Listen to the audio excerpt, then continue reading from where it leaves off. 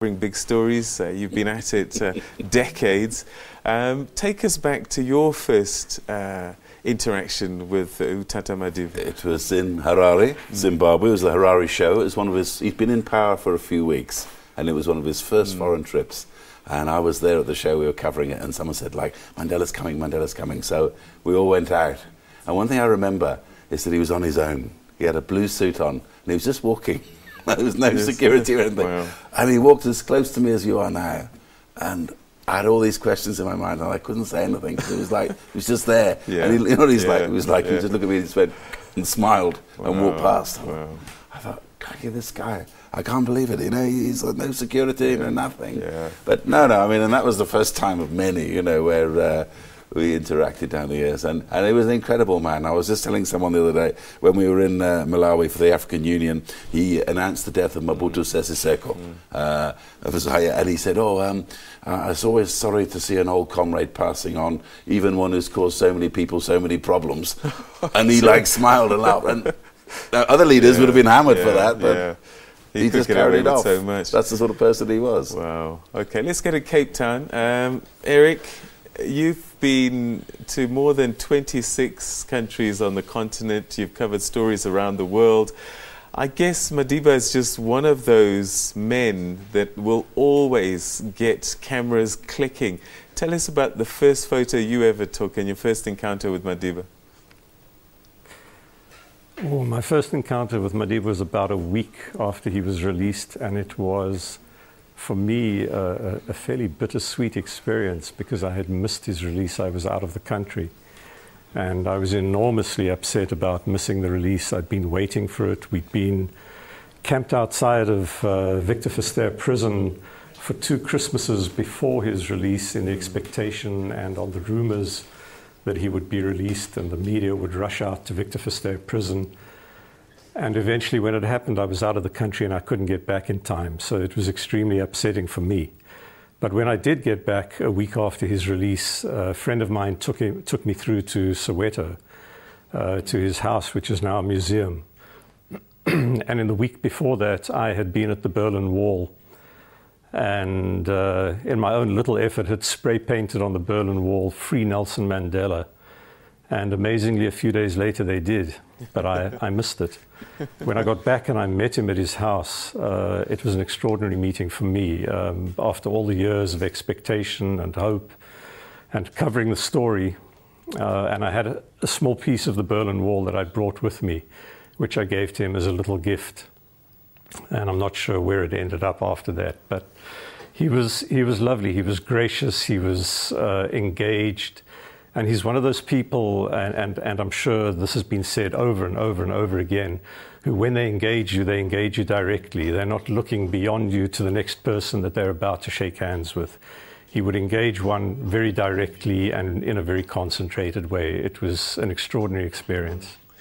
Let me stay with you. I mean, going back to when he was released, those first images that we saw of Tata Madiba, we hadn't seen him for 27 years before that. And he's never been out of newspapers, magazines, every single day, I'm sure, a picture published about him. Why do you think that was? Was it partly because we hadn't seen him for such a long time?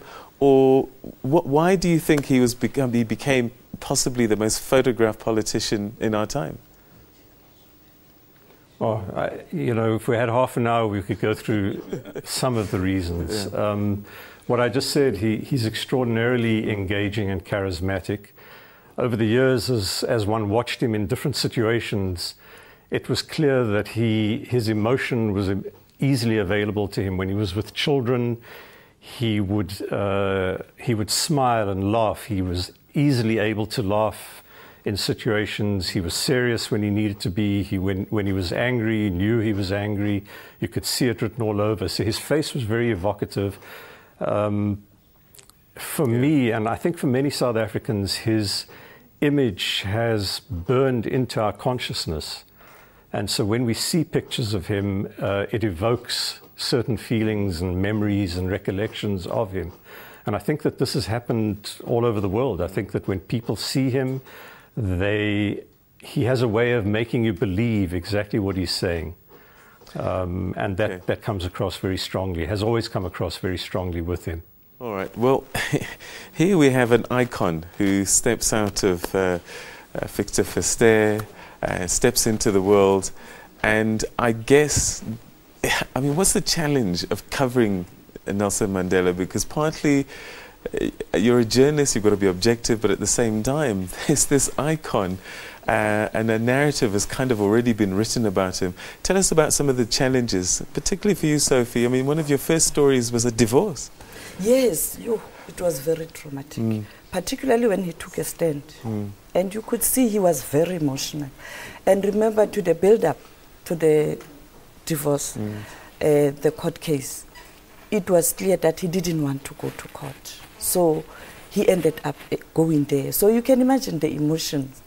But fortunately, it didn't take long before a decision was reached that there should be out-of-court settlement, which really saved us pain and embarrassment, particularly in terms of our culture as young people, to see an elderly man and a senior person like Mama Winnie in court. So it's very difficult.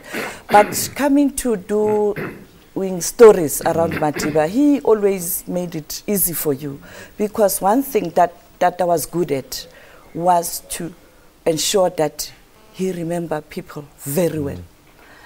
And I was one of some of the few journalists he would always remember. When he entered the press conference, the first thing, where is Sophie?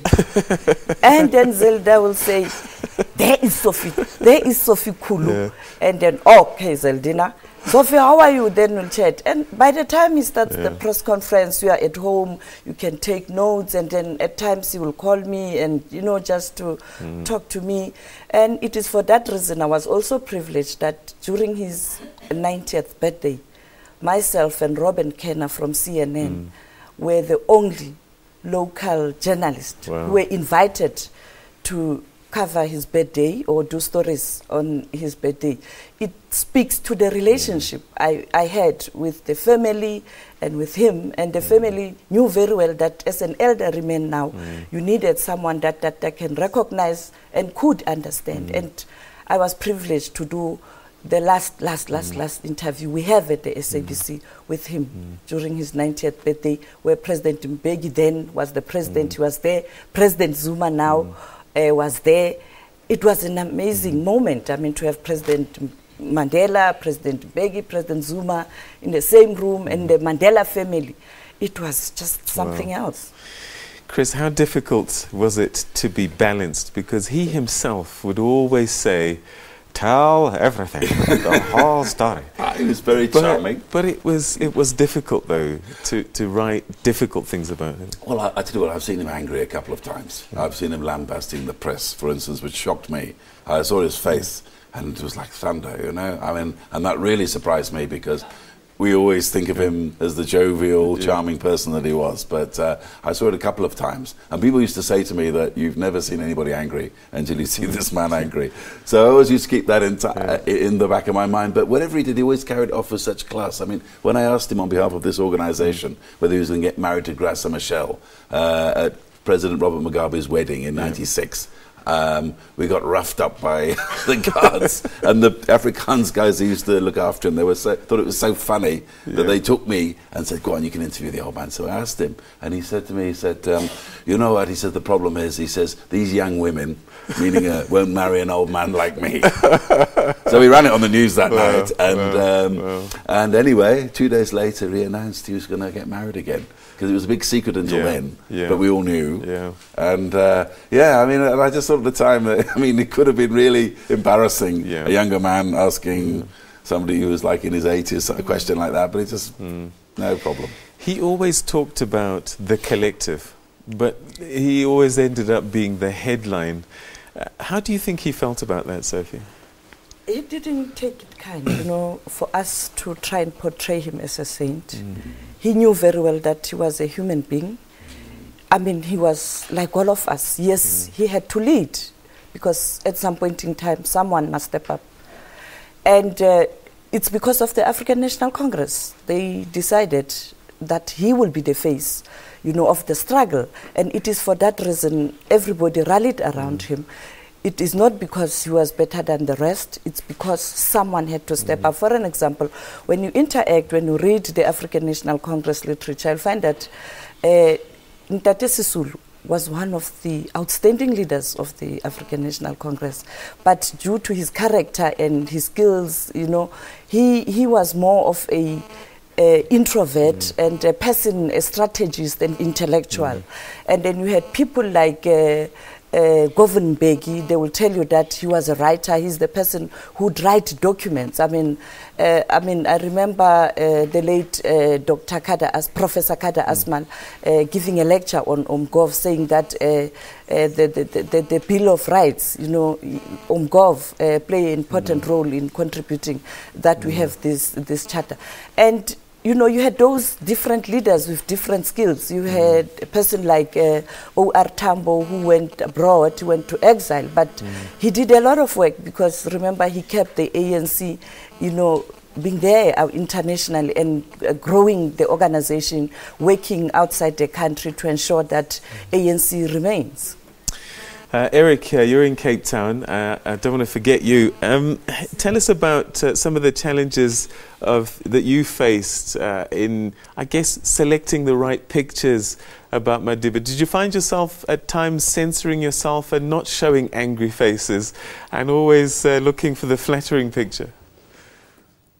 No, not at all. I, over the years, collected a range, and you've been showing some of them, of him in different moods, from exuberant to pensive, sometimes angry. I didn't photograph him at his angriest during some of the Cadesa talks, when I've seen footage of quite how angry he was, but there were times where he was upset. And it was all part of the total picture of Mandela. It's not something for me to limit it to complimentary pictures or just to show one particular aspect of the man. He was a man of many, many, many characters and moods over the years. And depending on the situation, that's what I photographed. And the international media, in your experience, what fascinated them about Madiba, in your view?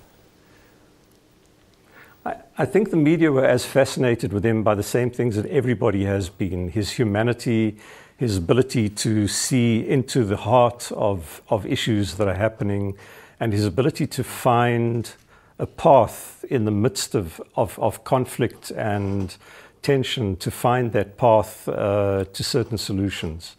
And I think that the media loved him because he made himself available for a large part of the time. He made himself available in a very open way, in a very engaging way, and he always had time to talk to people. So whenever there was something happening at his office or at Parliament or around Parliament and the media were there, he would engage people. He recognized people who came over and over again.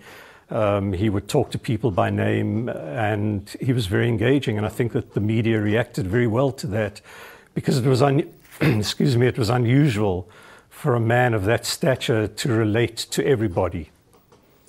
All right, Chris and Sophie, we've been through a very difficult last couple of years. Madiba started getting ill, and then the hospitalization. And I'm just wondering how difficult it was as a journalist to balance this story, because people wanted to know, insatiable desire to know, at the same time, privacy and courtesy, all of those kinds of... How was it as a journalist for you to try and manage this process in the last couple of years? Let's start with you, Sophie. You know what, I took a decision that I'm a journalist. I must do my work. I must do it with dignity, with respect, I have principles, you know, and I had to uphold those principles, that I have taken the decision that I'm going to be in this career. And after taking that decision, I did the story, and fortunately, because I had established relationship with Tata and the family and people around him, the security, you know, the PA and everybody, it was easy for me to do the story. But I was also sensitive to or certain information, for an example, doctor-patient privacy, you know, you wouldn't divulge certain information. But fortunately, the family was very accessible also to give me an update. Also, you know, sometimes it will be a story, sometimes it will just be information so that I know what's happening and how to handle the story. And even last week, remember, I did an interview with some few members of the family on Tuesday. When they went to the foundation, they were launching a book there. And then after the press conference and everything, I doorstepped members of the family just to find out how is Dada. And they were willing to speak to me. And when I look back, you know, to Tuesday, 48 hours thereafter, Dada was gone. And if you would recall the soundbite of Sisma Gaziwe, Madiba's eldest daughter, where he said he's fine, he's fighting as a fighter, you know, he continued to fight, but in his dead bed. I mean, that was an indication that all is not well. And come Thursday, we get the news. Yes, so even to date, yesterday I spoke to her again, giving us a rundown in terms of what happened, you know. Also, he thanked all the South African public, but also the international community, the support and everything, but also the media to say it was difficult, at times we fought. But yeah, you were doing your job, and I also had to protect the dignity of my father. Chris, you've worked both here and abroad with organizations such as the BBC and also domestic media. And I guess, you know, when he got hospitalized the first time, there was this debate about how the media was covering this story and hounding it. But I guess also there's this challenge where we live in a different world now, and international media behave differently and look at a story differently, but we have local cultural norms. How does a journalist straddle these challenges? Well, it's a tough one. I mean, I was at Mill Park Hospital just over the road, and also I went to the house in Houghton. I mean, my view is, I really, my ethics, I don't care whether it's somebody next door or it's a world icon. You do not go and intrude on that person's grief or misery. I understand that a lot of people around the world wanted to know, and it was very difficult. I remember the day he was released from Mill Park. I mean, it was like thousands upon thousands of people from all over the world were descending upon the story, and I think there was nothing you can do about it. And I think that in some ways the way that it was handled actually as time went on was better and better, because I think people realised that a lot of people wanted to know, and we had to be organised about this and had to be sensitive as well to the family. I mean, I remember a few times when we were in Houghton, people saying, "Oh, no, can you guys move away a bit because it's somebody's house?" And we'd say, "Oh, okay, fine, no problem." All right, okay, I'm going to have to wrap this up, but I just want to get a 10-second comment from all of you, starting with you, Eric, in Cape Town. He gets buried this Sunday. What will be the story of Madiba going forward, do you think, in the media, and for how long? I think that the story, and as it's unfolding over the last few days, has been about maintaining his legacy and about people respecting him and showing their respect by trying to live the values and the legacy that he has established. And I hear that from many, many quarters and many people talking about that. When you look at the notes that are left at the memorial sites, the flowers, a lot of the notes are about his legacy, about what people have learned and what they want to try and emulate about Madiba. All right, very briefly, Chris and Sophie. I think I agree. It's all about his legacy, but fortunately, Dada was very smart. He started this Nelson Mandela Foundation, which is now a center of memory. Therefore, there is a lot of information there, and I think we will continue to hear and know and understand Madiba better if we take time to visit the center of memory. And therefore, he will continue to live on. I mean, the literature, the books and everything, particularly to the youth of this country, they must take time to really understand what Madiba was all about, and they must never forget. He believed in education, education. And Chris, final word? I was always said, I was just proud that he knew my name, and I think maybe it's up to us now. I mean, he's shown us the way. He's shown us the way you can reconcile and move forward. It's up to us to carry it on. All right. Sophie Mkwene, Chris Bishop and Eric Miller, thank you very much indeed for sharing your thoughts with us as journalists, looking through the lens and with your pens and with your cameras. Thank you so much indeed for sharing your thoughts with us. Thank you, Eric.